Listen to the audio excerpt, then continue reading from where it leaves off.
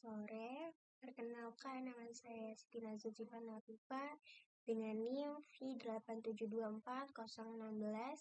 Saya dari Prodi Bahasa Mandarin untuk Komunikasi Bisnis dan Profesional. Pada kesempatan kali ini saya akan menjelaskan Single Sign-On atau SSO dan Attribute Based Access Control atau ABAC. SSO dan ABAC. SSO ini sistem autentikasi tunggal yang memungkinkan akses ke banyak aplikasi dengan satu login. Dan juga protokol utamanya yaitu Qout, OpenID, Connected, dan Small. ABAC itu kontrol akses berbasis atribut pengguna objek dan lingkungan. Dan juga untuk mencocokkan kebijakan akses yang fleksibel. Tujuan dari keduanya itu meningkatkan efisiensi operasional dan juga memperkuat keamanan dalam organisasi. Permasalahan SSO dan ABAC. Yang pertama ini ada kompleksitas implementasi atau SSO dan ABAC ini memerlukan integrasi yang mendalam antara berbagai aplikasi dan layanan. Untuk SSO protokol seperti Qout, OpenID, Connected atau Small ini harus diimplementasikan. Sementara ABAC ini memerlukan pengelolaan kebijakan yang kompleks seperti menentukan atribut mana yang relevan untuk akses tertentu dan bagaimana atribut ini dikombinasikan. Lanjut, ada kerentanan keamanan. Pada SSO sendiri, resiko utamanya adalah titik kegagalan single point of failure yang mana dapat dieksploitasi untuk mendapatkan akses ke semua aplikasi terhubung. Pada ABAC ini, jika kebijakan akses tidak dirancang dengan benar, ini dapat menyebabkan eskalasi atau penyalahgunaan akses. Yang lanjut, ada ketergantungan pada infrastruktur dan data. SSO sendiri ini bergantung pada infrastruktur autentikasi pusat seperti Central Authentication Service atau bisa disebut CAS atau Lightweight Directory Access Protocol atau DAP. Untuk ABAC ini, pengelolaan atribut membutuhkan sistem yang dapat menyimpan, memperbaharui, dan mengamankan data atribut pengguna secara real time. Gangguan atau ketidaksesuaian pada infrastruktur ini dapat memengaruhi efektivitas kedua sistem.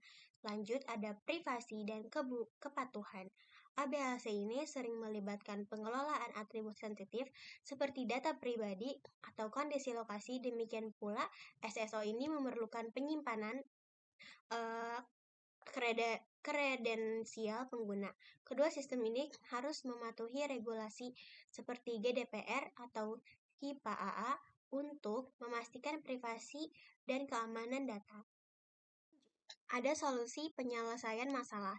Yang pertama, pengguna protokol keamanan standar ini. Untuk SSO sendiri, protokol seperti OAuth atau 20.0, OpenID ini, Connected, dan Small membantu memastikan interoperabilitas dan keamanan. Untuk ABAC sendiri, framework seperti XMaxMill atau Extensible Access Control Workup Language dapat digunakan untuk mendefinisikan kebijakan kontrol akses secara terstruktur. Yang kedua, menerapkan Multi-Factor Authentication atau MFA. MFA sendiri ini dapat melengkapi SSO untuk mengurangi resiko keamanan. Untuk ABAC sendiri, mekanismenya verifikasi tambahan dapat diterapkan saat atribut sensitif ini digunakan dalam proses otorisasi. Yang ketiga ada redundancy dan monitoring. Untuk SSO sendiri itu sistemnya redundancy ini seperti failover, memastikan layanan tetap berjalan meskipun terjadi gangguan. Untuk ABAC sendiri, monitoring ini atribut dan kebijakan secara real time dapat membantu mendeteksi anomali akses dan mencegah pelanggaran. Yang keempat ini ada pengelolaan kebijakan dan edukasi. Untuk pada ABAC sendiri, pengelolaan ini harus diperlukan dengan baik dan memastikan bahwa akses ini diberikan secara tepat gitu. Organisasi juga harus memberikan pelatih pada penggunaan dan administrator untuk memahami resiko keamanan dan cara pengelolanya. Yang terakhir ada kepatuhan terhadap regulasi.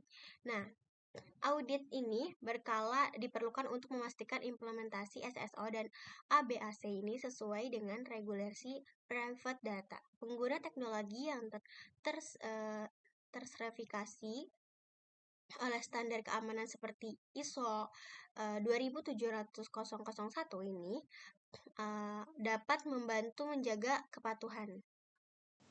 Lanjut, ada hasil dan evaluasi implementasi SSO dan ABAC.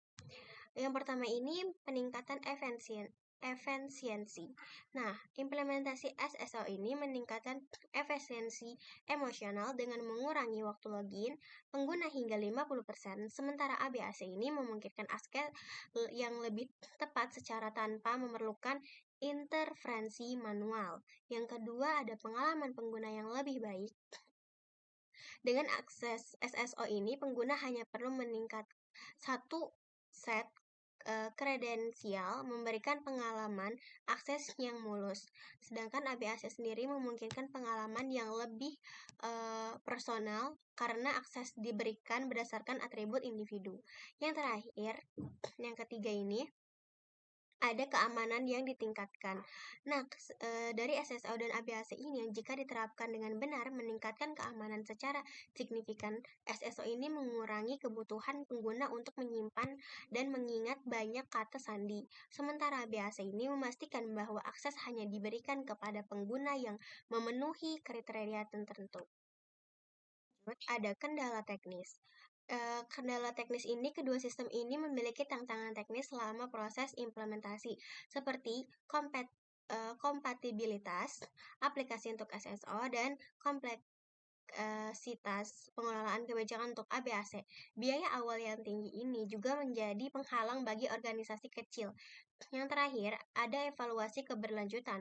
Evaluasi keberlanjutan ini, SSO dan ABAC ini memerlukan pemeliharaan rutin, pembaharuan protokol, dan pelatih penggunaan investasi jangka panjang ini memberikan nilai tambahan yang signifikan dalam efisiensi keamanan. Semuanya itu kesimpulannya SSO dan ABAC ini adalah solusi autentikasi dan otorisasi yang saling melengkapi. SSO ini menawarkan kemudahan akses dan efisiensi, sementara ABAC ini memberikan kontrol akses yang lebih granular berdasarkan atribut pengguna. Dengan penerapan protokol standar MFA dan strategi pengelola risiko yang baik, organisasi dapat memaksimalkan manfaat keduanya. Meskipun memerlukan upaya yang awalnya yang signifikan, investasi dalam SSO dan ABAC ini memberikan keuntungan jangka panjang yang substansial dalam efisiensi dan keamanan. Terima kasih.